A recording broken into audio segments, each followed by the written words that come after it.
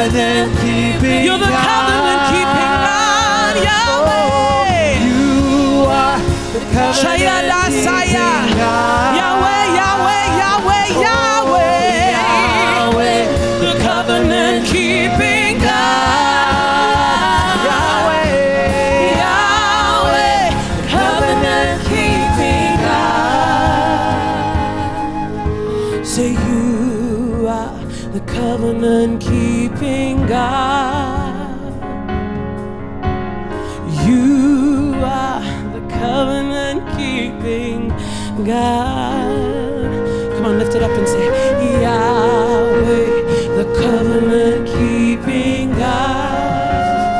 Yahweh, Yahweh, the covenant keeping God.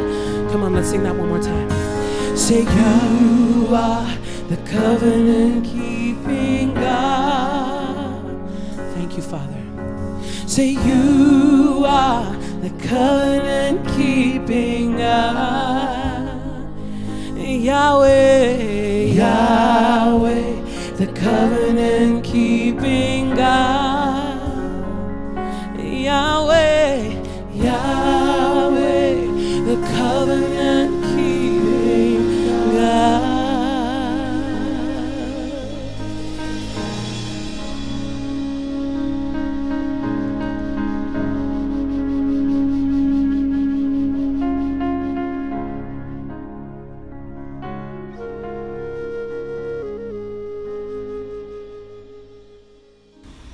Bonjour et bienvenue encore à notre diffusion en ligne. Nous sommes très heureux que vous soyez capables d'être avec nous encore une fois et nous savons que si vous êtes ici avec nous, c'est parce que vous avez trouvé une source qui vous servait un repas très chaud à chaque fois que vous veniez. Nous savons que la semaine passée, nous avons eu le privilège de rencontrer notre prophète ici en studio, là où il nous a dévoilé encore en profondeur les vérités qu'il nous partageait. Si vous vous souvenez, en reculant un petit peu derrière, ça fait déjà quelques mois que nous voyageons au travers du livre d'Apocalypse.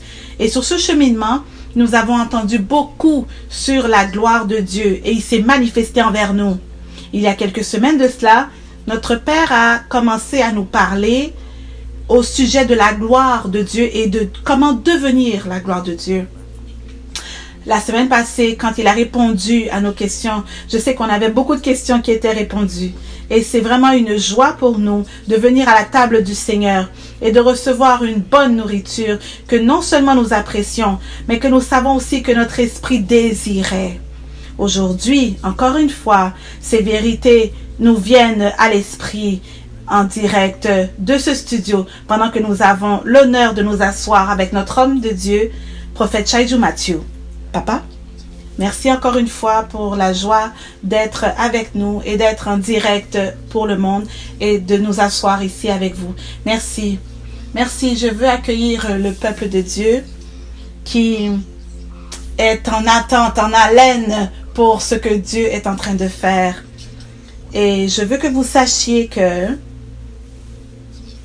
le Seigneur est très content de vous. Et le Seigneur parle de Sion, que sa brillance, sa lumière va briller encore beaucoup plus fort. Et je veux que vous sachiez que nous sommes dans une nouvelle saison, là où la lumière de Dieu, notre Seigneur, va briller très fort. Et ce qui veut aussi dire que beaucoup de victoires que vous attendiez patiemment, elles sont sur le point d'arriver. C'est le moment. Vous verrez ces victoires. Amen. Amen. Nous recevons cette prophétie, Papa. Merci. Papa, vous savez que la semaine passée, nous avons eu l'attention de vous poser beaucoup de questions. Et pendant qu'on a commencé, on a parlé de 2 emails reçus de 2 pasteurs. Et à partir de ces emails, il y a eu un débordement de la gloire de Dieu. On en a parlé. Et au travers de la conversation, vous avez répondu à plusieurs questions qu'on avait au sujet de la gloire de Dieu. Et je me demandais si on vous pouvait encore vous demander une autre question, s'il vous plaît, pour qu'on puisse couvrir encore quelque chose. Encore une question, s'il vous plaît. Oui. Oui, on peut prendre quelques questions aujourd'hui, c'est correct. Avant de rentrer dans les questions, qu'avons-nous appris jusqu'ici? La semaine passée, papa, vous avez commencé à parler, à nous dire que il y avait la miséricorde de Dieu et notre quête, notre poursuite. Et on se demandait si c'était seulement que c'était par notre poursuite qu'on recevait la grâce de Dieu. Et vous avez dit que non, c'était la poursuite et aussi la miséricorde. Parce que dans notre poursuite, il y avait, même si on est en train de poursuivre, c'est que la miséricorde de Dieu est relâchée par Dieu pour nous donner l'information et aller encore plus loin. Il la relâche pour nous. Et dans cette poursuite, on a appris qu'il fallait être fidèle, qu'il fallait être un peu têtu pour continuer à combattre et recevoir cette poursuite, la continuer. Donc, moi, je vais garder ça pendant longtemps. Et je sais que vous avez parlé aussi de Moïse. On se demandait au sujet de Moïse, le fait que Moïse a demandé une seule fois à Dieu et il a eu la chance de voir la gloire de Dieu. Et on se demandait, et vous avez dit, de quelle dimension demandez-vous? À ce moment-là, ça a tout changé pour nous. Ça a comme été une ligne de vérité qui nous a permis de comprendre qu'on demande de différentes dimensions. Vous avez dit, ne fuyez pas le processus, mais au contraire, qu'il faut entrer dans le processus et le suivre. Ok, donc maintenant, qu'est-ce qui vous dérange cette semaine? Qu'est-ce qui serait votre question pour laquelle on peut commencer? Prophète, j'ai une question qui commence à tourner depuis la semaine passée. Et la question que j'aimerais vraiment qu'il soit dévoilée, c'est que Moïse a demandé une seule fois et il a vu la gloire qu'il a reçue d'une nouvelle dimension. Mais vous avez dit que les Écritures disent que la gloire que nous expérimentons aujourd'hui est plus grande que celle de Moïse. Dans notre pensée à nous, la gloire que Moïse expérimentait était tangible et visible. Oui, c'est vrai. Et nous ne voyons pas ou expérimentons les mêmes choses aujourd'hui. Donc, il y a une partie de nous qui lutte à comprendre cette part de l'Écriture. Donc, nous espérons, nous savons que vous pouvez nous le décortiquer.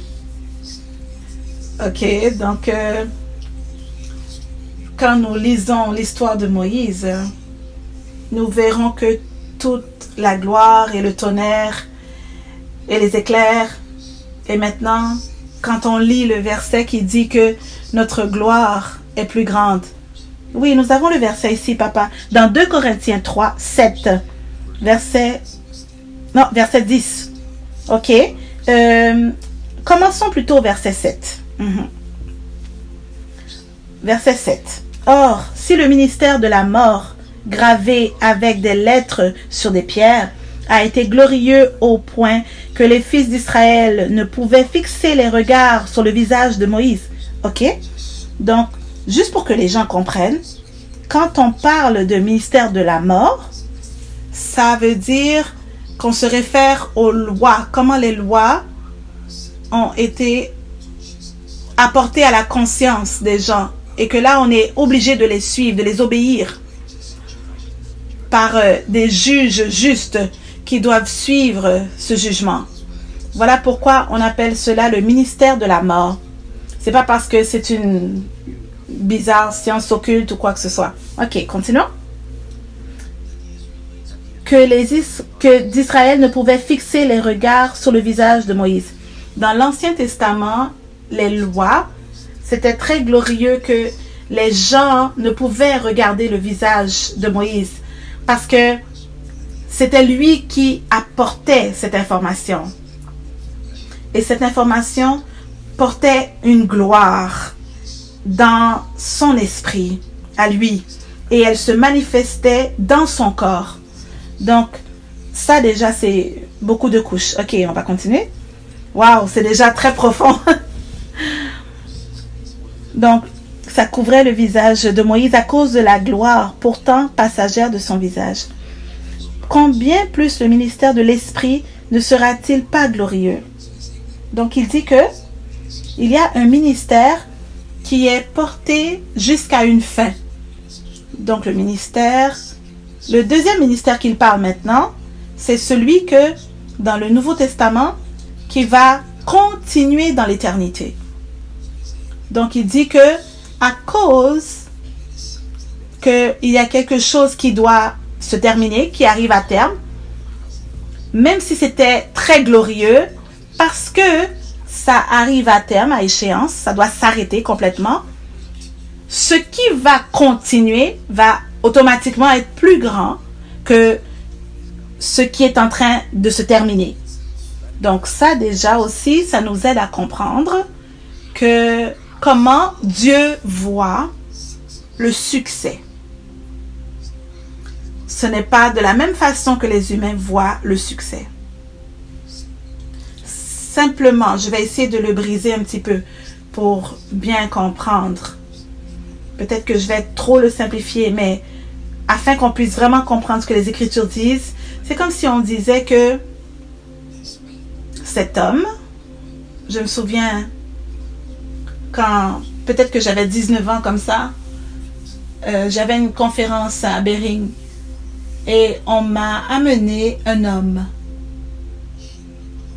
Il avait l'air d'être un itinérant. Il avait l'air négligé. Et l'homme de Dieu qui me l'a amené m'a dit, s'il vous plaît, il y avait un sens de respect et d'urgence. Et il a commencé à m'expliquer comment cet homme avait 3 entreprises pétrolières, fut un temps. Et comment cet homme avait beaucoup de propriétés, de voitures. Et en l'espace d'une semaine, il a tout perdu. Tout s'est effondré. Au point que même son épouse, qui a vu toutes ses pertes, a divorcé. Elle a décidé de divorcer. Et c'était donc un homme qui était sur le point de devenir fou. Parce que à un point, il avait expérimenté la gloire. Donc là, toute personne qui était dans cette salle à ce moment-là, peut-être qu'il n'avait pas été si près d'être un millionnaire comme cet homme-là, mais fut un temps, il était un millionnaire. Et ce qui est resté était quand même plus grand que ce qu'il pouvait se vanter du passé. Maintenant, ce n'est pas un exemple suffisant parce que dans le Nouveau Testament, la gloire n'est pas limitée. Parce que si c'est notre seule justification de pourquoi la nôtre est plus grande que celle de Moïse, parce que la gloire de Moïse n'existe plus, je ne sais pas si c'est suffisant pour être vraiment excité de proclamer. Donc il doit y avoir quelque chose de plus profond. Donc nous devons maintenant commencer à regarder au travers des yeux de Dieu. Et commencer à... Oui, continuons. Au verset 9. Si le ministère de la condamnation a été glorieux, à bien plus forte raison, le ministère de la justice est supérieur en gloire. Ok. Je veux seulement apporter une clarification dans ce verset. Le ministère de condamnation, l'opposé de cela n'est pas le ministère de la grâce. Excusez-moi. Je ne fais que dire ce que vous avez lu, donc vous pouvez le relire. Ok, je vais le relire. Un instant. Verset 9. Si le ministère de la condamnation a été glorieux, à bien plus forte raison, le ministère de la justice est supérieur en gloire. Vous voyez, c'est très très important que notre génération comprenne cela. Parce que nous avons simplifié toute la théologie de la grâce. C'est devenu comme un permis de pécher, de commettre le péché. Mais si vous demandez à Dieu, dans le Nouveau Testament, il y a une demande pour beaucoup plus de justice. Au fait, Jésus va et dit, soyez saints comme moi je suis saint. Dans l'Ancien Testament, il y avait beaucoup de lois où les gens pouvaient peut-être s'en passer, se sauver pour une fois qu'ils n'avaient pas commis le péché en personne. Mais dans le Nouveau Testament, Jésus a clarifié que ce n'était pas suffisant que quelqu'un ne décide pas de se coucher avec une femme. Mais même dans le cœur, la pensée, il ne fallait pas pécher. Donc on regarde que les standards du Nouveau Testament sont plus grands. Mais quelquefois, l'ennemi peut nous amener une théologie déceptive qui veut justifier notre façon de vivre dans le péché. Comme si la grâce de Dieu va couvrir dans le Nouveau Testament qu'il n'y a pas de condamnation. Et là, la justification est dans l'Ancien Testament, il y a la condamnation et ceux qui sont en Christ, ils n'ont pas de condamnation, donc c'est correct. Non, c'est pas correct. Parce que il n'y a pas de condamnation, parce que il y a la grâce, on demande encore plus la poursuite de la justice en Christ. Voilà pourquoi le ministère de condamnation versus le ministère de justice. Donc, c'est pas notre sujet pour aujourd'hui, donc continuons. Est-ce qu'on va le faire une fois? Oui, on va le faire. Ok. Donc, en continuant dans le verset 10, et sous ce rapport, ce qui a été glorieux ne l'a pas été à cause de cette gloire plus éminente. En effet, si ce qui passe, oui, ça c'est verset quel? Verset 10. À cause de la gloire plus éminente. Donc, il y a déjà eu la gloire, donc c'est comme si on dit ne plus avoir la gloire du tout. Donc, on parle d'un point de transition. Il y a un cheminement, comme on en a parlé, et ça parle de comment quelque chose arrive à une fin, et il y a une transition. Donc, on doit vraiment focaliser quel était le point de transition. Je vais y aller. Allons-y au verset 11. En effet, si ce qui se passe a eu sa gloire, à bien plus forte raison, ce qui demeure est glorieux. Et sous ce rapport, ce qui a été glorieux ne l'a pas été à cause de cette gloire plus éminente. En effet, si ce qui passe a eu sa gloire, à bien plus forte raison, ce qui demeure est glorieux. Donc, ce que nous avons est permanent et ça vient avec beaucoup plus de gloire. Que nous avons compris cela dans le passé ou pas, est-ce que c'est hors sujet? Mais en même temps, il est important de commencer à croire que ce que nous avons est beaucoup plus grand que ce que Moïse a eu. Juste parce que nous disons que nous avons eu plus de gloire, ne veut pas dire nécessairement que ça a été fait manifeste, ça a été créé manifeste. Voilà pourquoi nous faisons même ces séries. Sinon, on n'en aurait pas besoin. Si c'était manifeste, tout le monde serait égal. Donc, on n'aurait pas besoin de cela maintenant. On n'aurait pas besoin de ces séries maintenant. Mais le fait que ça n'a pas été fait manifeste, c'est la raison pour laquelle nous avons même cette question. C'est une question très justifiable. Donc, j'ai dit que la transition, nous devons, pour comprendre comment la gloire de ceci à cela est devenue plus grande, nous devons focaliser où il y a eu la transition.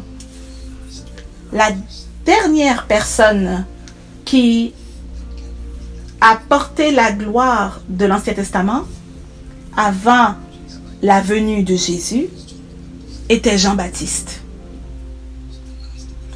Donc le dernier individu de cette ancienne alliance était Jean-Baptiste.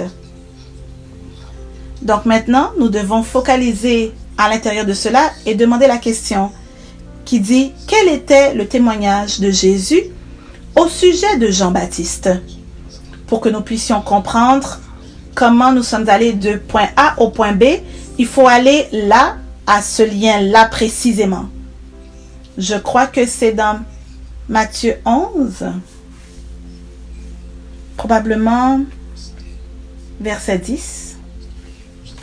Donc commençons au verset 10. Car c'est lui dont il est écrit, voici j'envoie mon messager devant ta face, pour préparer ton chemin devant toi. Ok, allons peut-être un peu plus haut, verset 7. Matthieu 11, verset 7. À leur départ, Jésus se mit à dire aux foules à propos de Jean, qu'êtes-vous allés contempler au désert? Un roseau agité par le vent? Verset 8. Mais qu'êtes-vous allé voir? Un homme vêtu somptueusement? Donc, ça c'est Jésus qui parle au sujet des attentes des gens, du peuple. Parce que les gens ont beaucoup d'attentes. Un roseau agité par le vent. On peut voir la danse dans le vent du roseau. Donc, ce qui veut dire que les gens aiment le divertissement. Ils aiment le drame, tout ça. Mais est-ce que ça veut vraiment dire que Dieu était dedans? Je me souviens que mon père a donné un exemple.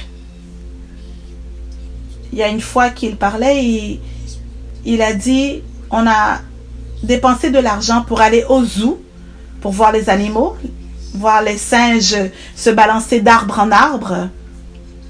Mais ça ne veut pas dire qu'il y avait quelque chose qui était important qui sortait de ça.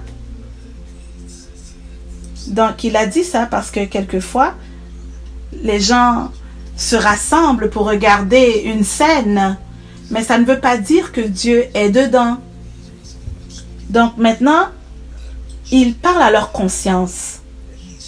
Et là, après, il parle des vêtements somptueux, la luxure.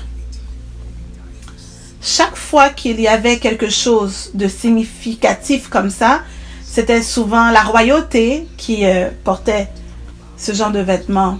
C'était dramatique, c'était wow. Donc, Jésus dit, est-ce que tu étais là, mais tu n'as pas trouvé des gens habillés comme cela? Donc, il dit, qu'est-ce que tu as été voir? Tu n'as pas vu ce que tu as l'habitude de courir à aller voir. Et là, on continue. Au verset 9. Qu'êtes-vous donc allé faire? Voir un prophète? Oui, vous dis-je, et plus qu'un prophète. Car c'est celui dont il est écrit. Voici, j'envoie mon messager devant ta face pour préparer ton chemin devant toi. En vérité, je vous le dis, parmi ceux qui sont nés de femmes, il ne s'en est pas levé de plus grand que Jean-Baptiste. Cependant, le plus petit dans le royaume des cieux est plus grand que lui. Ok. Donc, ça c'est un verset très très très lourd.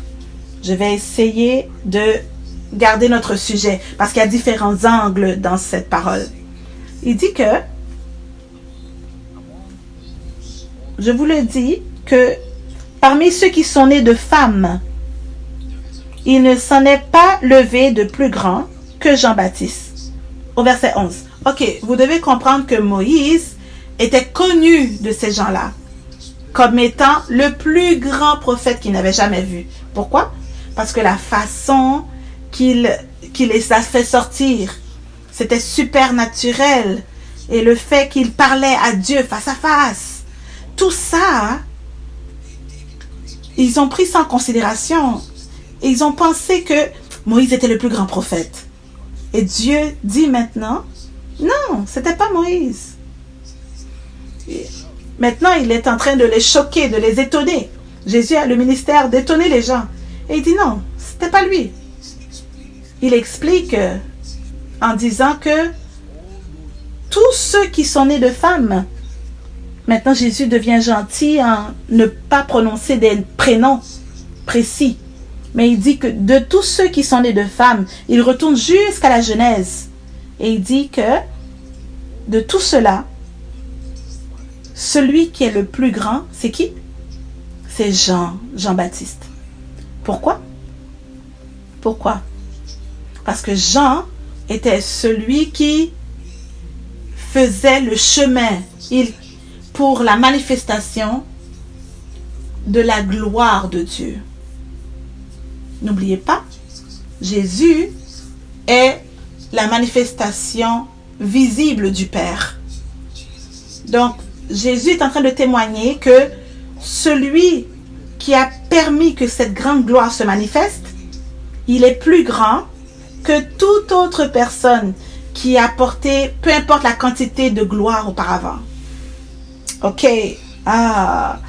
Donc on voit que Jésus, sa perspective à lui, il dit que celui porte ce que vous pensez est la plus grande gloire, ce n'est pas la plus grande gloire.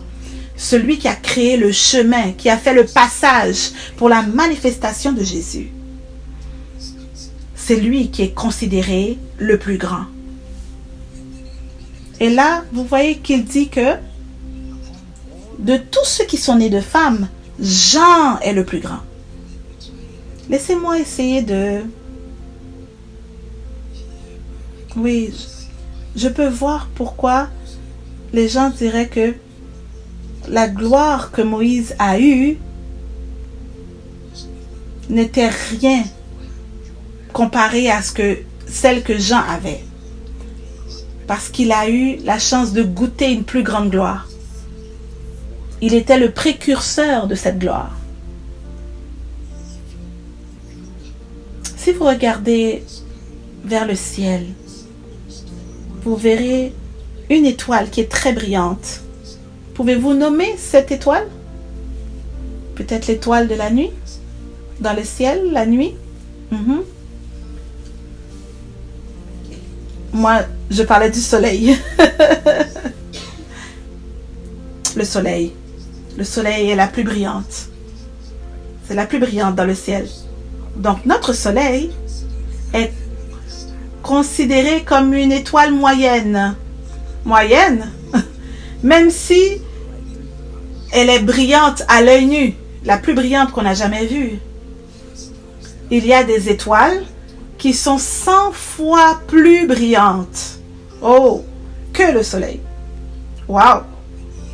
Et malgré tout, elles sont tellement loin de notre œil, de notre vision, que la lumière n'a pas assez de temps pour voyager, pour que l'œil humain le voit.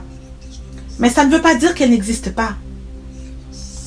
Nous ne l'avons pas vue, cette lumière. Mais ça ne veut pas dire qu'elle n'existe pas. Donc, pensez-y. Maintenant, nous essayons de comprendre la perspective de Dieu. Si vous levez les yeux au ciel, dans les cieux, et que vous regardez quelque chose que l'œil nu peut déterminer comme étant la plus brillante, et malgré tout, on nous a enseigné, on nous a dit, par ceux qui ont l'accessoire pour regarder plus loin, ils ont témoigné que, oui, en effet, il y a des étoiles qui sont beaucoup plus grandes en grandeur, en dimension et en puissance que celles que nous percevons comme étant la plus brillante étoile. Donc maintenant, nous allons quelque part. C'est cela ce que Jésus disait. Voilà, il y a un Moïse que sa gloire, que nous percevons comme étant la plus brillante, la plus grande dans le ciel, plus que ceux qu'ils ont vus. Et oui, il y avait un homme qui leur est venu. Ils ont expérimenté cet homme, ils l'ont entendu. Et ils n'avaient pas la capacité de percevoir comme Jésus a perçu. Donc maintenant, Jésus leur donne la perspective. Parce qu'ils n'étaient pas alertes. Ils n'étaient pas au courant. Donc il leur donne l'information qu'ils n'avaient pas auparavant. il leur dit, de tous ceux qui sont nés de femmes, Jean est le plus grand. Parce que, à cause de son devoir, de ce qu'il avait à faire, sa tâche, voilà pourquoi la Bible parle de comment est-ce que ceux qui sauvent les âmes vont briller comme les étoiles. Oui, ce qui veut dire que... oui, allez-y. Dans Daniel 12, verset 3. Ceux qui auront été des clairvoyants resplendiront comme la splendeur de l'étendue céleste, et ceux qui auront enseigné la justice à la multitude comme des étoiles à toujours et à perpétuité. Il parle de comment ceux qui ont la compréhension, ils seront ceux qui auront un niveau de brillance qui va augmenter. Donc le plus que vous avez la connaissance, le plus vous avez de la sagesse. Et le plus vous recevez, le plus que ça vous est donné dans l'esprit. Et vous devenez plus brillant. Quelqu'un qui regarde ce vidéo maintenant est en train de devenir beaucoup plus brillant, plus lumineux dans le nom de Jésus. Et maintenant la deuxième partie dit que comment ceux qui sauvent les âmes, maintenant ils vont briller comme les étoiles. Et nous savons que c'est pas toutes les étoiles qui brillent de la même façon. Donc, les pensées ou les présomptions que tout le monde dans le ciel va être égal, c'est très loin d'être la vérité parce que notre brillance varie. Donc, retournons à Jean maintenant, qui dit que ce que nous considérons comme être le plus brillant n'est pas vraiment le plus brillant, le plus lumineux. Il explique que celui qui présente le Christ, il est le plus grand que toute autre personne, que tout autre homme de Dieu, prophète, dans le passé, dans l'Ancien Testament que vous célébrez. Il n'est rien comme ce Jean qui n'a pas fait des prodiges et des grands miracles. Son ministère était le ministère d'introduire Jésus, d'annoncer Jésus. Et Jésus élève son ministère plus haut que toute autre personne. Donc, peuple de Dieu, ne vous retenez pas de partager la vérité, la lumière, la beauté de Jésus à vos membres de famille, à vos amis, partout, chaque semaine, à chaque fois que vous avez l'opportunité. Le plus que vous allez partager et que vous apportez le salut dans le cœur de quelqu'un, le plus que vous allez voir votre brillance augmenter et vous allez briller comme les étoiles. Maintenant, Jésus amène tout en contexte. Il est en train de tout relier ensemble et il dit que le plus petit dans le royaume est plus grand que Jean. Donc, nous avons lu dans le livre de Daniel comment qu'il y avait la sagesse, ceux qui sauvent les âmes, comment leur luminosité serait, comment qu'ils allaient briller comme les étoiles. Et là, Jésus dit que le plus petit dans le royaume sera plus grand que Jean. Donc, ce qui veut dire que le besoin de partager l'évangile, nous ratons le point si nous n'avons pas partagé l'évangile avec passion. Si nous n'avons pas partagé l'évangile, nous ratons ce point-là. C'est ça l'appel? Oui, c'est connecté. Avoir la compréhension et prendre cette compréhension et l'amener à un individu et les amener dans cette même sagesse. Donc, si vous regardez cette vidéo et vous êtes comme « Waouh », vous dites « Oh, on a été béni avec cette information ». Maintenant, ça dépend de vous de prendre cette information à quelqu'un, de lui amener. Ça doit être les deux. Ça peut pas être juste pour vous. Oui, moi je mange, moi je prends, moi je grossis, je grandis et je garde tout pour moi, égoïstement. Non, il faut que ça soit une habitude.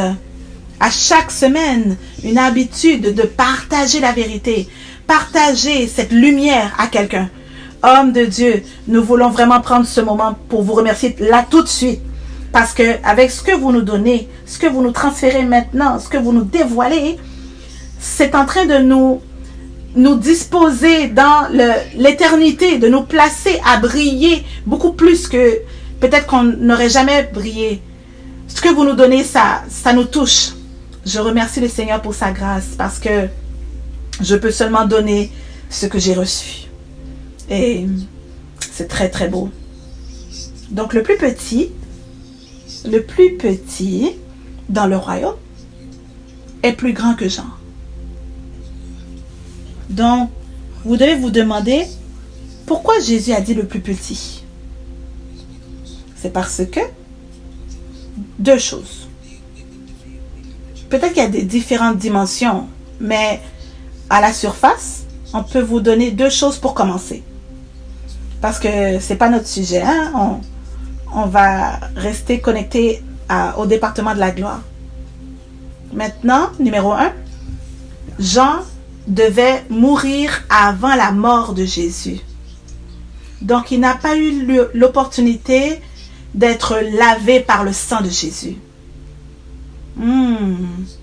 Parce que maintenant, quand nous sommes lavés par le sang de Jésus, nous sommes plus grands que tout autre prophète qui a vécu avant. Parce que quand le Seigneur nous regarde, quand le Père dans les cieux nous regarde, il voit son Fils, qui est l'agneau parfait. Et ça déjà, ça nous rend plus grands que tous les autres hommes de Dieu rassemblés ensemble dans l'Ancien Testament. Waouh, waouh. Deuxièmement, il n'a pas seulement lavé par le sang précieux. Il nous a remplis par son esprit, avec son esprit. Donc vous regardez comme étant enfant de Dieu, vous êtes immédiatement élevé que toutes les autres personnes, que tous les autres prophètes. Parce que dans l'Ancien Testament, l'Esprit de Dieu viendrait sur le prophète. Et là, il allait commencer à prophétiser. Il fallait attendre et l'Esprit venait et il commençait à prophétiser. Mais pour la première fois, dans le livre d'Actes 2, le feu est venu et s'est assis sur chacun d'eux. C'était une marque, c'était une impression, c'était permanent et ça sera éternel. Oui. Immédiatement, nous sommes élevés à une autre classe, un autre niveau. Immédiatement, Jésus dit que, hey, le plus petit dans le royaume, oubliez le fait de grandir dans la compréhension et tout ça. Oubliez le nombre d'âmes. Juste par cela, vous êtes déjà plus grand. Donc imaginez si nous grandissons dans la sagesse. Maintenant, imaginez si nous grandissons avec le nombre d'âmes que nous amenons à la lumière, avec la sagesse et la compréhension. Maintenant, on va devenir beaucoup plus lumineux et aller de gloire en gloire, en gloire, en gloire. Aïe, aïe, aïe, aïe, aïe, mon Dieu, mon Dieu. J'espère que vous êtes avec moi. J'espère que vous comprenez. J'espère que votre lumière devient beaucoup plus brillante et plus brillante encore pendant que nous allons dans ce cheminement. Donc maintenant, qu'est-ce que Jésus dit de celui qui est plus petit dans le royaume? C'est très important, très critique de porter attention, une attention soutenue. Continuons, pasteur. Dans Matthieu 11, verset 12, « Depuis les jours de Jean-Baptiste jusqu'à présent, le royaume des cieux est soumis à la violence, et ce sont les violents qui le ravissent. » Alors, depuis quand? C'est écrit depuis les jours de Jean-Baptiste. Donc, il y a quelque chose qui s'est passé, qui a changé avec Jean-Baptiste. Parce que la venue de Jean-Baptiste est aussi le moment où Jésus arrive. Donc, il dit, jusque-là, les choses ont changé. Il parle maintenant au peuple. Et il dit que la saison a changé. Il explique au peuple comment cette saison va se passer. Comment cette saison va commencer. Et il explique et il dit, oui, depuis Alors que les royaumes des cieux sont soumis à la violence. Et ce sont les violents qui le ravissent, qui s'en emparent. Donc il va en expliquant qu'il y a eu un changement. Il y a eu la violence. Et qui a causé un changement dans la dimension de la gloire. Il y a eu une manifestation d'une grande gloire. Et cette grande gloire ne peut pas venir sans violence. Ouf! Encore une fois, peuple de Dieu, cette grande gloire ne peut pas être manifeste facilement. Il y a une violence. Il y a des principautés qui ont essayé d'arrêter cette manifestation. Il y a des royaumes dans l'invisible, le département d'invisible qui a combattu pour arrêter ce qui devait être manifeste. Donc Jésus parle de cette violence. Donc à chaque fois que quelqu'un est sur le point d'aller au prochain niveau, quand vous êtes prêt d'aller de gloire en gloire, cherchez la violence spirituelle. Wow! Cherchez la guerre spirituelle. Je disais à quelqu'un la dernière fois que les mercredis et les dimanches sont comme deux rails d'une voie pour un train. Le train de gloire doit passer. Et une ne va pas sans l'autre. Et pour que vous alliez au prochain niveau de gloire, il y a certaines guerres spirituelles qui doivent être faites. Si vous me dites que il n'y a pas de guerre spirituelle, qu'il n'y a pas de lutte, il n'y a pas de combat, je me demande pourquoi. Je doute vraiment si vous allez au prochain niveau. Parce que quelquefois, cette lutte, elle peut être quelque chose dans votre vie physique. Ça peut être une lutte aussi dans votre vie émotionnelle. Ça peut être dans votre chair. Ça peut être dans votre mariage. Mais il y a toujours une lutte, un combat qui vient avant la promotion. La promotion d'aller au prochain niveau a toujours un niveau de lutte spirituelle, une guerre spirituelle, que l'ennemi va essayer une dernière tentative. Donc, en tant qu'enfant de Dieu, vous devez avoir cette grâce pour rechercher, regarder et dire, est-ce qu'il y a un problème que peut-être qui me vient de génération, que je dois gérer? Ou est-ce qu'il y a un problème différent que l'ennemi est en train de relâcher en moi, sur moi, parce qu'il sent que vous êtes sur le point d'aller sur un autre niveau? Donc, il va tout faire pour vous ralentir, sachant que vous êtes sur le point d'aller de gloire en gloire et que personne d'autre n'a encore expérimenté cela dans votre famille, que vous êtes sur le point de rentrer dans une gloire que même vos pères n'ont jamais expérimenté. Et il doit tout faire pour vous arrêter maintenant. Vous arrêtez maintenant.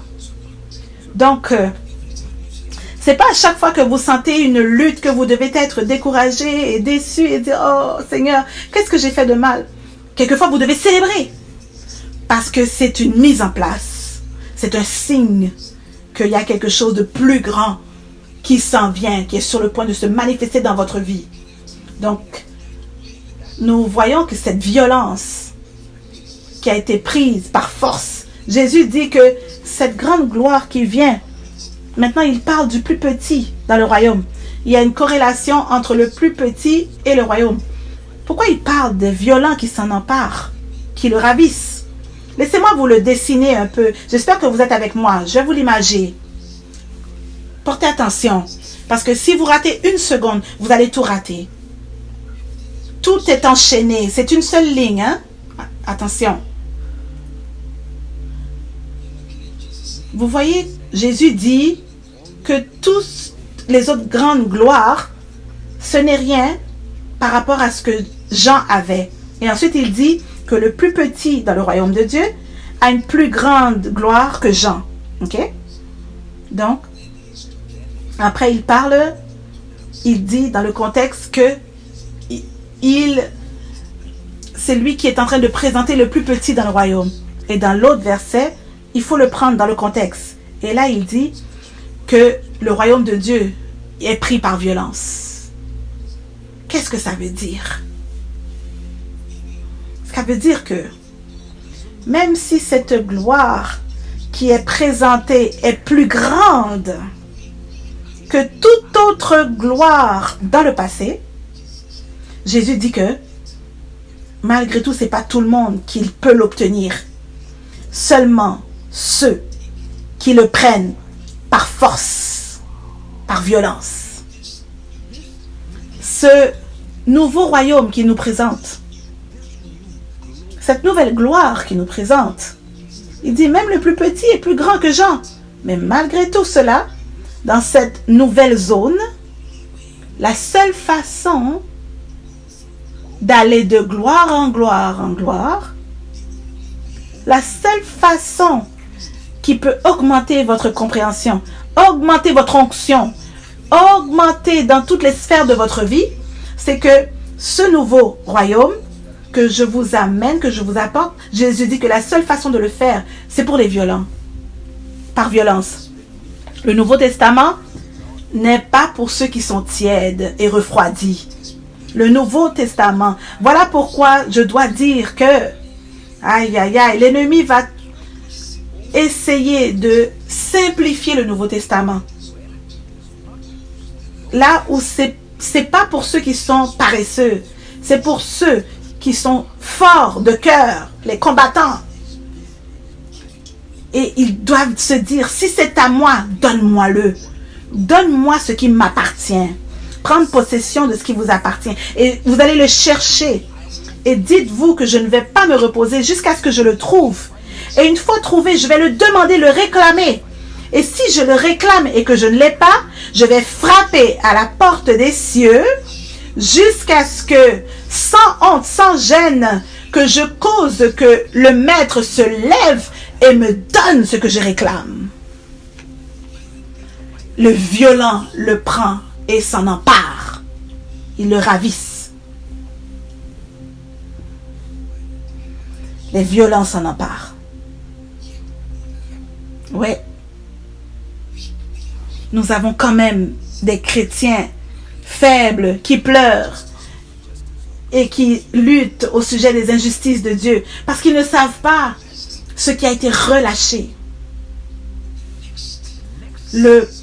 La prochaine saison de gloire nécessite des croyants forts, solides, des personnes qui sont dans la fin des temps, l'armée de la fin des temps. Des gens qui vont pas s'endormir, qui ne vont pas somnoler, retrouver en train de dormir. Des gens qui ont la sagesse pour remplir l'huile, pour nettoyer leurs lampes. Oh, karabashakatekebe sekobaseo.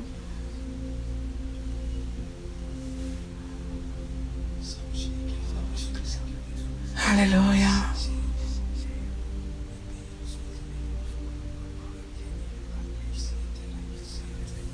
Alléluia. Oui. Oui, peuple de Dieu. La présence de Dieu est partout au travers de cette vidéo. Le Seigneur vous donne des munitions aujourd'hui, des outils. Il vous donne la permission d'aller de gloire en gloire. Il vous donne l'information que vous n'avez plus d'excuses maintenant du pourquoi vous ne brillez pas très très fort. Vous n'avez plus d'excuses à dire pourquoi vous n'êtes pas en train de poursuivre la compréhension avec violence. Vous n'avez plus d'excuses de pleurer, à dire « Oh, je suis trop occupé ». Parce que seulement les violents qui le ravissent, qui s'en emparent, Nous devons clôturer très bientôt. Je sais que pour les gens, c'est encore difficile encore de croire que Dieu nous a donné une gloire beaucoup plus grande que Moïse. Comment ça se fait? Comment cela pourrait être? Comment? Pasteur, je vous apprécie beaucoup.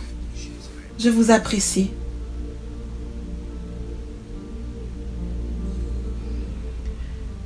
Vous êtes le pasteur exécutif, pour ceux qui le savent. Vous m'aidez dans tellement de sphères. Je vous fais confiance à prendre soin de tellement de choses, à gérer. C'est un cheminement. Et c'est pas vraiment facile pour les gens de gagner cette confiance. Ça se gagne avec le temps. Mais vous ne pouvez pas être comparé à mon petit garçon, mon fils. Et il n'est pas à 100% autant qualifié que vous. Il n'a probablement pas la même compréhension que vous. Mais malgré tout cela, mon fils a quelque chose qu'il n'a pas besoin de travailler pour. Parce qu'il est mon fils biologique, il est mon ADN. Vous êtes venu au point où vous êtes parce que vous avez travaillé fort pour cela. C'est ça la différence entre le fils et l'ouvrier. Si vous avez un assistant, j'essaie de vous montrer la différence. Peu importe comment bon est cet assistant, il ne pourra jamais être aussi bon que votre fils, même si votre fils n'a peut-être pas fait la moitié de ce que cet assistant vous apporte. C'est la même chose avec Moïse et nous. Qui sommes-nous?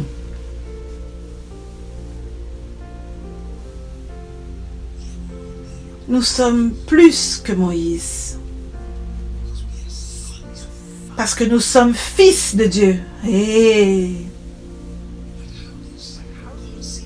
Mais comment Dieu voit-il Moïse? Vous verrez que dans Apocalypse, Dieu l'appelle mon serviteur Moïse. Vous verrez dans Hébreux, chapitre 3, au verset 5. Dans Hébreux 3, 5, pour Moïse, il a été fidèle dans toute la maison de Dieu comme serviteur. Et voilà, c'est là. Encore une fois, lisons-le. Pour Moïse, il a été fidèle, très fidèle, dans toute la maison de Dieu. Oui, il a vraiment aimé Moïse comme serviteur. Serviteur. Comme il était très fidèle dans toute la maison, mais comme serviteur. Perspective. Nous regardons quelque chose de loin et nous pensons que c'est le plus brillant, le plus lumineux.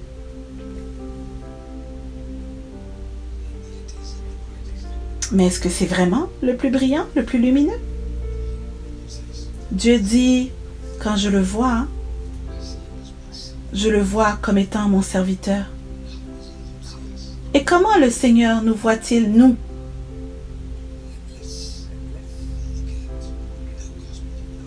Regardons dans l'évangile de Jean 15, verset 15. Jean 15, verset 15. Je ne vous appelle plus serviteur, parce que le serviteur ne sait pas ce que fait son maître. Ok. Je vous ai appelé ami. Vous voyez? Jésus parle de notre élévation présentement. Il dit, je ne vous appelle plus serviteur. Je vous appelle ami. Et Moïse, même dans le Nouveau Testament, il est appelé serviteur. Tout partout, jusque dans le livre d'Apocalypse, à la fin des temps, il est encore connu comme étant serviteur. La perspective, c'est ça qui fait que des fois nous nous dévaluons et que nous rendons Moïse beaucoup plus grand parce qu'il a vu quelque chose. Et là, Christ nous appelle plus grand.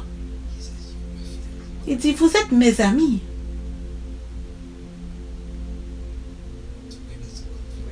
Donc, d'où vient le conflit? Pourquoi luttons-nous à croire ce que nous croyons? Je pense que ça va jusqu'au fait que la gloire que Moïse expérimentait envers nous, très brillante et très visible, et nous, ce que nous expérimentons, qui est supérieur, n'est pas si brillant et si bruyant que ce que Moïse avait. Est-ce que c'est parce que c'est pour cette raison-là que nous ne comprenons pas vraiment comment Dieu fonctionne, comment Dieu travaille? Il y a tellement plus à cela.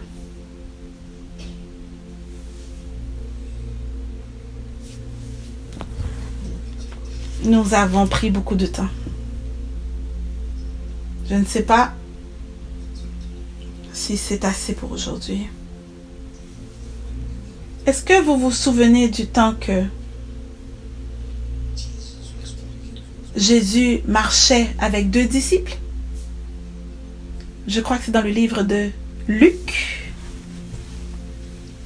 Luc 24. Ça, c'est sur le chemin d'Emmaüs, après sa mort. Pouvez-vous le lire pour moi? Dans le livre de Luc, chapitre 24, verset 13. Et voici que ce même jour, 2 d'entre eux allaient à un village nommé Emmaüs, éloigné de Jérusalem de 60 stades. Ils s'entretenaient de tout ce qui s'était passé. Pendant qu'ils s'entretenaient et discutaient, Jésus s'approcha et fit route avec eux. Pendant qu'ils s'entretenaient, il parlait de quoi? Il parlait de tout ce qui s'était passé. Quand vous parlez des choses d'en haut, les choses d'en bas sont attirées par vous. Elles se rapprochent de vous. Pour que vous attiriez les cieux, parlez-en, parlez des cieux. Après ce service, vous allez probablement sortir pour prendre quelque chose. Vous pouvez parler du climat. Vous pouvez parler du corona. Vous pouvez parler du baseball. Ou vous pouvez parler de la sagesse qui vous a été donnée, transférée. Pendant qu'ils parlaient, ils échangeaient, ils luttaient avec cela. Et il y a quelqu'un qui s'est approché d'eux. Quelqu'un s'est approché d'eux. Je priais pour un jeune homme. Et je disais, Dieu, pourquoi n'est-il pas capable de recevoir une percée dans sa vie? Et il a continué de venir, et il désirait, et il appréciait le ministère. Et il y avait comme un blocage. Et j'ai prié, j'ai dit, Dieu, tu dois me montrer quel est le problème avec ce jeune homme. Et pendant que je dormais, j'ai vu ce jeune homme dans le rêve. Sa femme m'est apparue dans le rêve. Elle a commencé à me dire, elle a dit, oui, il vous écoute. Mais après cela, il va écouter d'autres personnes. Et là, il est plus mélangé qu'auparavant. Il est plus confus qu'auparavant. Cet individu allait vers un certain groupe de personnes qui le nourrissaient d'informations, qui causaient que la première information perdait la grâce sur sa vie. Donc, ce que vous dites, ce que vous partagez,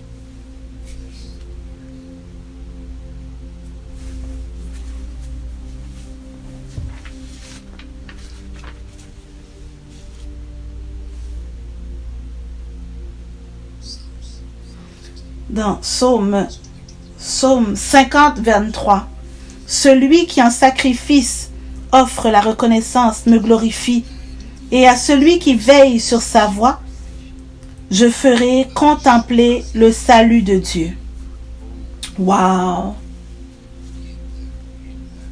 Celui qui veille sur sa voie, veillez, de l'ordre dans vos conversations.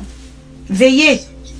Ça veut dire qu'il y a des conversations que nous n'allons pas permettre dans notre âme, dans notre esprit, qui va canceller le salut que je suis censé voir dans ma maison.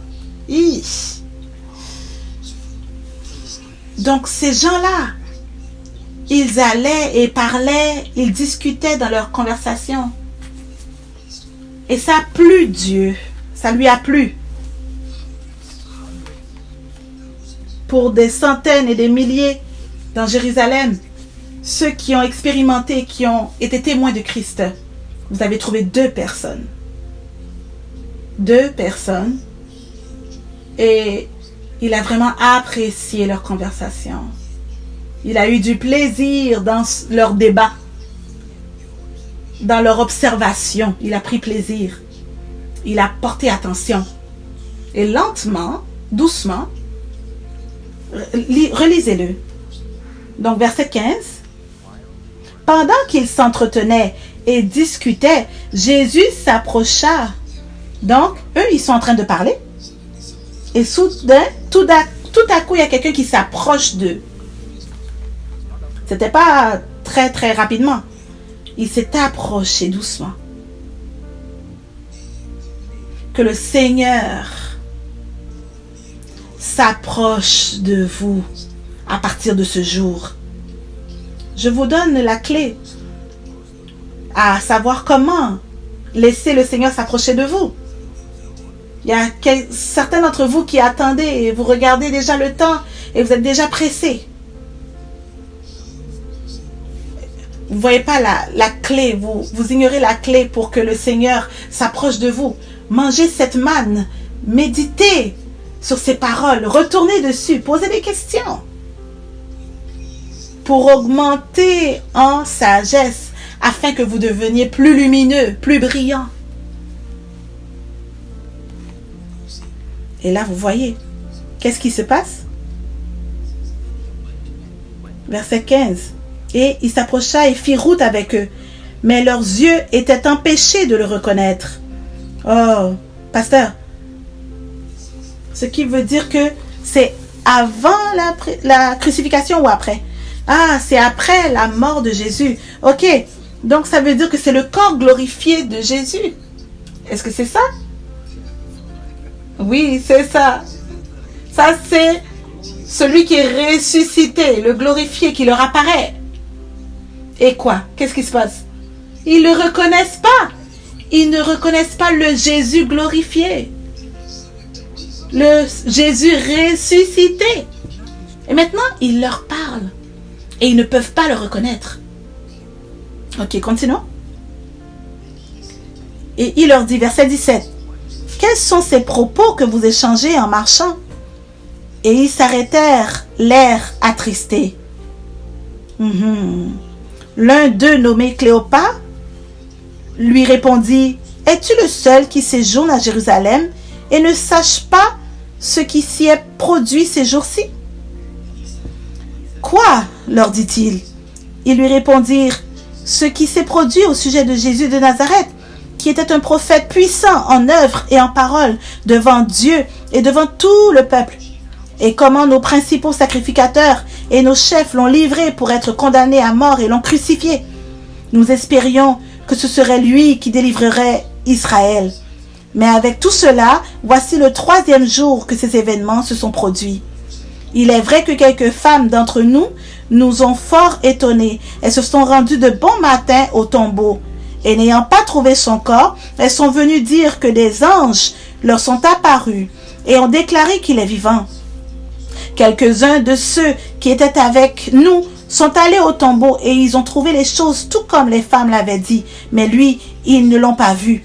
Alors Jésus leur dit, « Hommes sans intelligence et dont le cœur est lent à croire tout ce qu'ont dit les prophètes.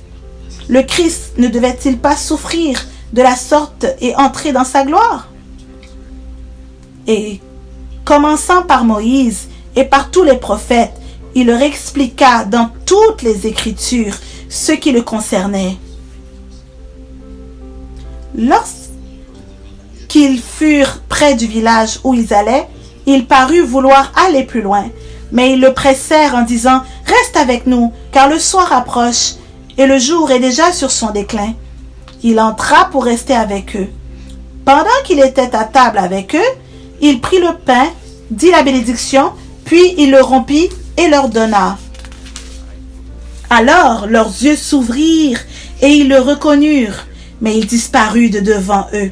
Et ils se dirent l'un à l'autre, « Notre cœur ne brûlait-il pas au-dedans de nous lorsqu'il nous parlait en chemin et nous expliquait les Écritures? » Ah, il nous expliquait les Écritures. Pasteur, c'est une chose très dangereuse. Nous pouvons aller pendant encore beaucoup d'heures avec ce chapitre à lui seul. Laissez-moi juste vous le donner dans une capsule pour que vous puissiez aller à la maison et méditer. Je vais vous donner des devoirs. Donc, remarquez ceci. Les Écritures disent que le Jésus glorifié leur est apparu. Et ils n'ont pas remarqué, ils n'ont pas vu. Donc, est-ce que c'est juste nous qui croyons que la gloire de Moïse était plus grande?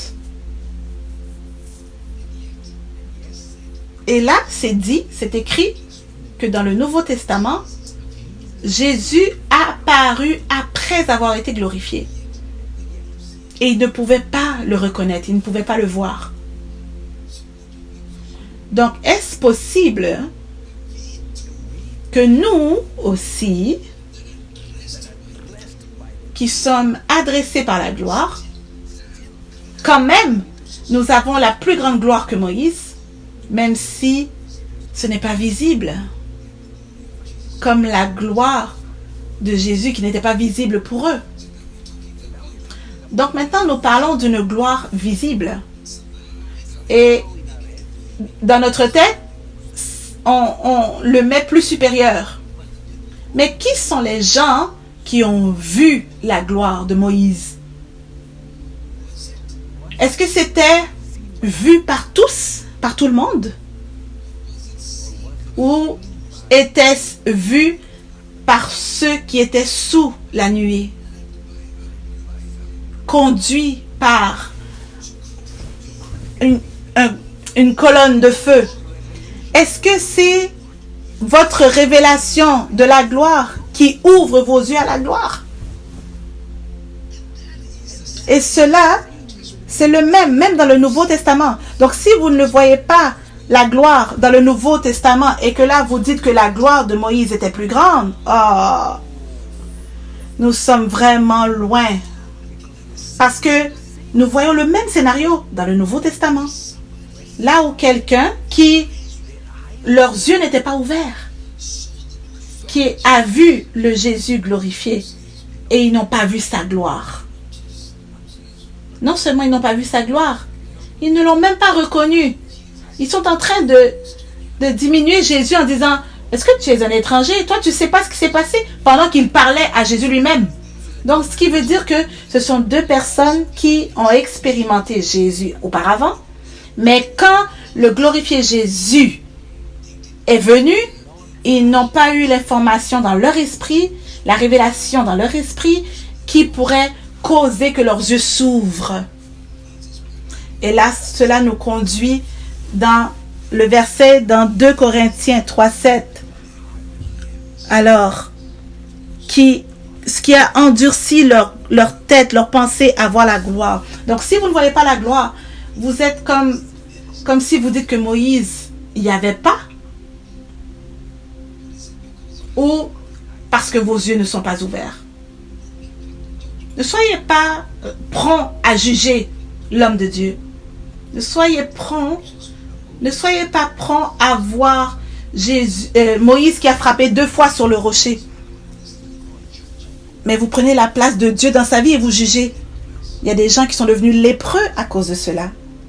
Un jugement trop rapide. Parce que vous ne voyez pas la gloire, cela ne veut pas dire qu'il n'y a pas de gloire. La parole ne vous est pas venue à vous qui a permis la révélation. Oh, à cause du temps, laissez-moi vous donner les clés rapides. 3 choses qui les ont empêchés de voir la gloire de Dieu. 3 choses. Premièrement, la tristesse. Explicitement écrit.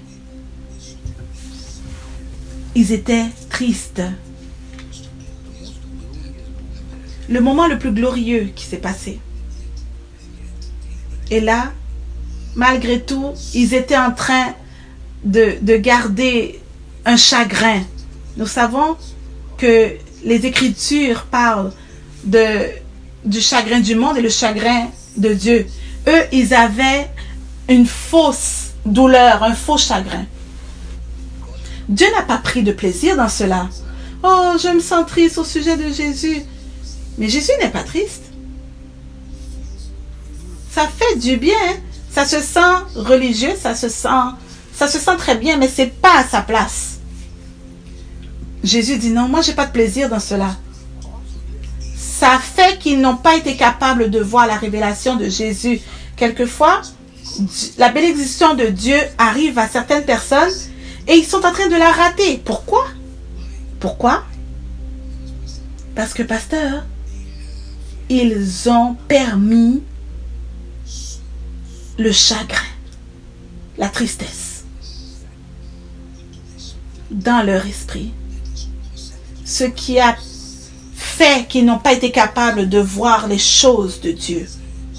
Pendant que je parle, je vous donne des instructions prophétiques.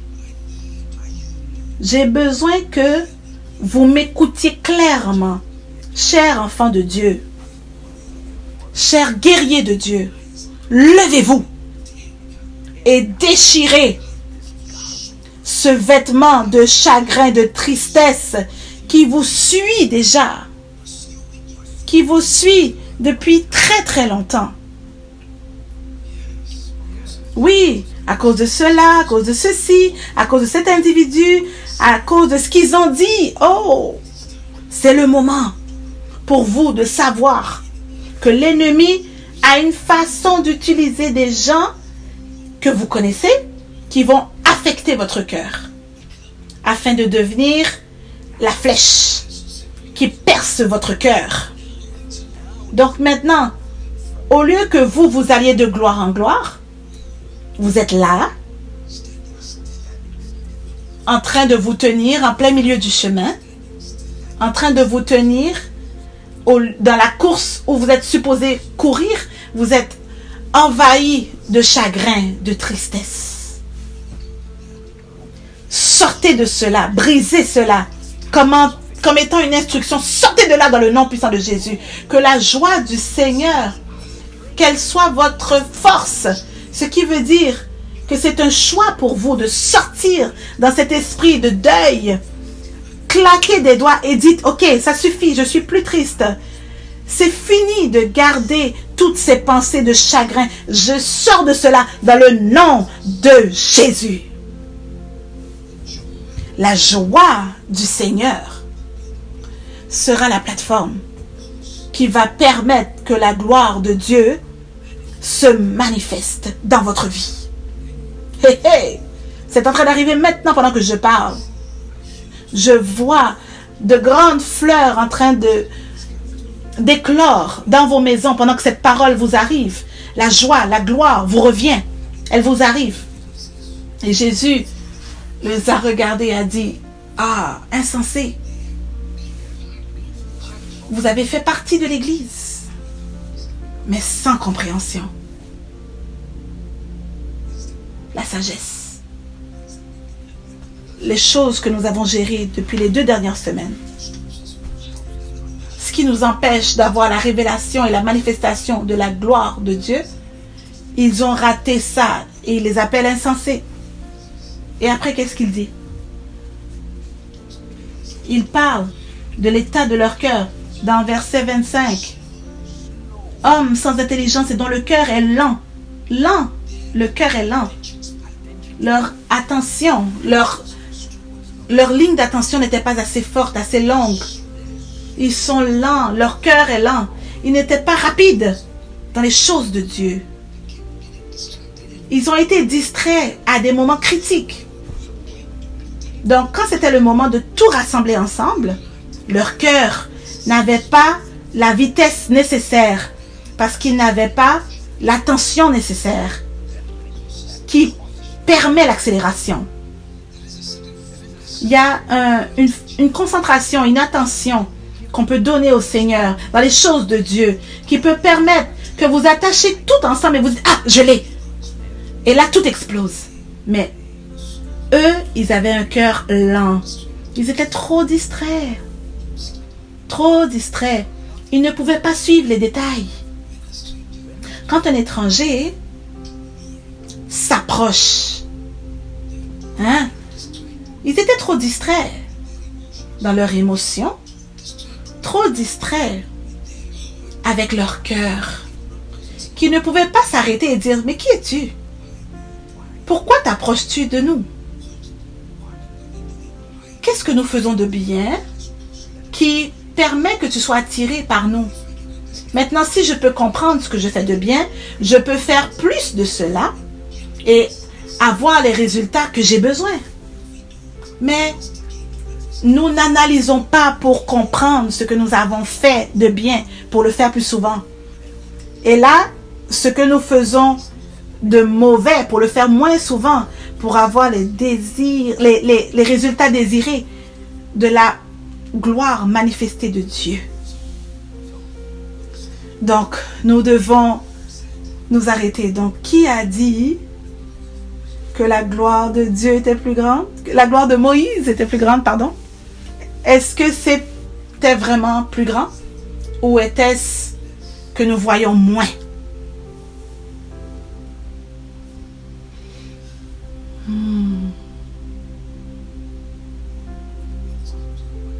La parole vous a été déclarée. Elle ne vient pas en vain. L'attention que vous avez portée aujourd'hui n'est pas en vain. La concentration que vous avez donnée à la parole de Dieu n'est pas en vain. Le prix que vous avez payé en vous assoyant n'est pas en vain. Il y a plus encore qui vous vient. Il y a plus de révélations encore qui vous est donnée. Plus de manifestations vous sont données. De plus grande gloire arrive vers vous. De plus grands fruits seront vus dans votre maison, dans le nom puissant de Jésus. Peuple de Dieu, Satan est maintenant en train de trembler. Il tremble. Maintenant, Satan est en train de trembler.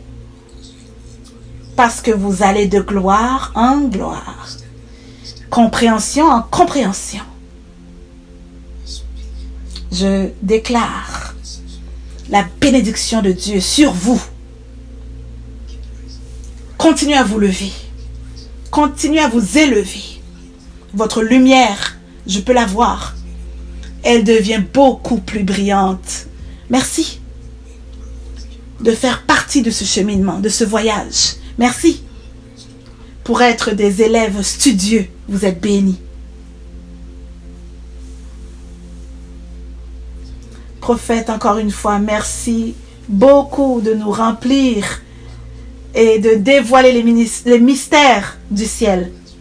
Et bien sûr, pour répondre à nos questions et de nous mener au travers de ce cheminement avec la compréhension. Il y a tellement beaucoup de choses qui a été relâchées aujourd'hui. Et nous voulons prendre le temps cette semaine pour méditer vraiment ardemment pour aller de gloire en gloire. Merci. Peuple de Dieu, nous sommes réellement bénis. Et cette semaine, intentionnellement, mettez du temps à part pour être, comme notre Père a dit, un élève studieux de la parole de Dieu. Et comme il a dit, nous allons de gloire en gloire, nous allons y aller. Et jusqu'à la prochaine fois, comme le prophète dit toujours, demeurez sous la main puissante de Dieu. Que Dieu vous bénisse.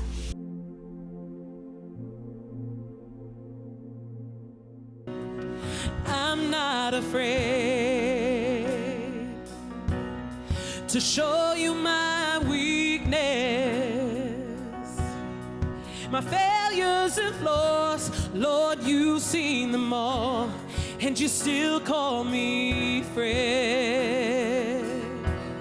And the God of the mountain is the God of the valley. That's right.